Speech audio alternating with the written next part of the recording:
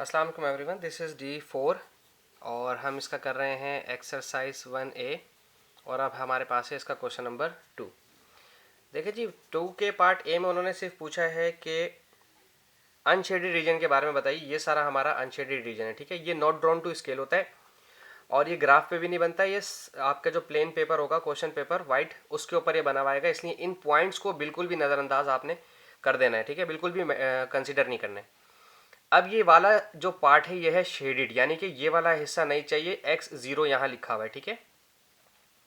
x0 लिखा होने का मतलब है कि आपको ये वाला जो पॉइंट थी, पूरी लाइन जीरो थी और आपको ये x से नीचे वाला लेस देन वाला नंबर नहीं चाहिए, x से ज़्यादा वाला नंबर चाहिए। तो हमारे पास एक तो पॉइंट आ गया x इज ग्रेटर देन 0 और हो सकता है ये इक्वल टू भी हो। अच्छा, अब ये लिखा है y इक्वल्स टू 3, यानी कि y इक्वल्स टू 3। इससे ऊपर जाते तो 4 5 6 होते, वो 3 से बड़े होते, लेकिन इन्होंने ऊपर वाली लाइन कर दी है शेड। ये जो पूरी लाइन y इक्वल्स टू 3 की है, इससे नीचे का जो आपका पार्ट है वो है अनशेडिड। तो y से 3 जो है वो नीचे लेना है, लेस देन है y जो है, y के जो पॉइंट्स हैं, एक पॉइंट जो है वो 3 से नीचे लेने। ये बात समझ में आ गई। अब ये लिखा हुआ है x plus y equals to 4।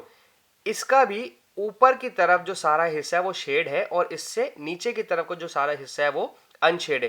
तो आप इसको कैसे लिखेंगे? x plus 4, sorry x plus y.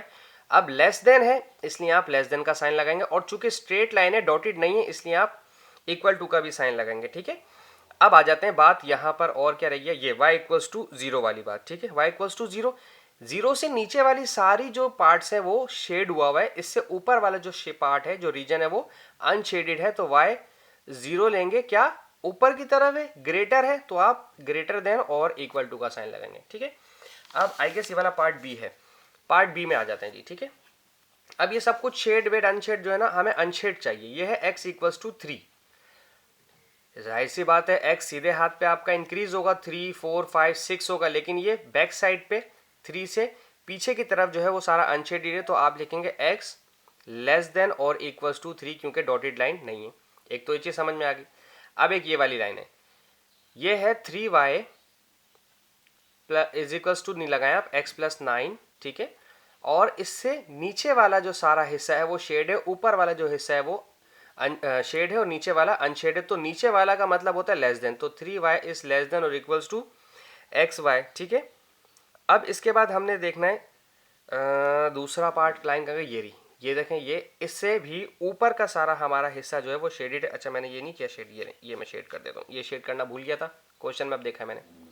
अब ये है 2y इक्वल्स टू एक्स, तो मैं यहाँ लिखूंगा 2y इक्वल्स टू, हटा के सिर्फ x लिखूंगा। इससे ऊपर वाला जो पार्ट है वो अनशेडेड है, ऊपर वाले का मतलब होता है ग्रेटर देन, तो मैं ग्रेटर देन के लिए ये वाला साइन लगाऊंगा बस, क्योंकि ये डॉटेड लाइन है इसलिए इक्वल्स टू का साइन में नहीं लगा सकता।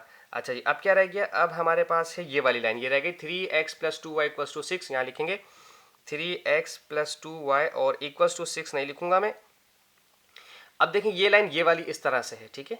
इससे भी आपको ऊपर वाला सारा जो पार्ट है वो अनशेडेड और नीचे वाला जो बिलो है वो सब शेडेड है। तो नीचे वाला नहीं चाहिए, ऊपर वाला चाहिए। जब ऊपर वाला चाहिए होता है तो आप ग्रेटर देन का साइन इस्तेमाल करते हो। इक्वल टू इसने लगाया क्योंकि ये शेडेड नहीं है। अब आ जाते हैं इसके पार्ट सी पर, आई गेस ये सी है, ठीक है जी। ओके, ये वाला भी शेड है, मैं ये शेड करना भूल गया, ठीक है। अच्छा, अब this is 2y equals to, हटाएं x प्लस 4। इससे नीचे का सारा पार्ट, नीचे का इस लाइन से बिलो नीचे की तरफ है तो लेस देन हो गया, लेस देन और इक्वल्स टू। ये रही एक डॉटेड लाइन जो कि x इक्वल्स टू 4 है, तो x इक्वल्स टू 4। और राइट हैंड साइड पे सारा शेडेड है और अनशेडेड सारा लेफ्ट हैंड साइड पर है। लेफ्ट हैंड साइड पर है मतलब x4 से नीचे वाले नंबर चाहिए, तो हम लेंगे लेस देन, सॉरी ये नहीं लगेगा, ये नहीं लगेगा, ये नहीं लगेगा क्योंकि डॉटेड लाइन है। अब एक ये वाली रही line 4y is equals to x. अब इससे ऊपर का जो सारा पार्ट है वो अनशेडेड है, तो ऊपर का है तो ग्रेटर देन लेंगे और इक्वल टू भी। अब ये वाली लाइन रह गई 4x है, 4x plus y equals to 4।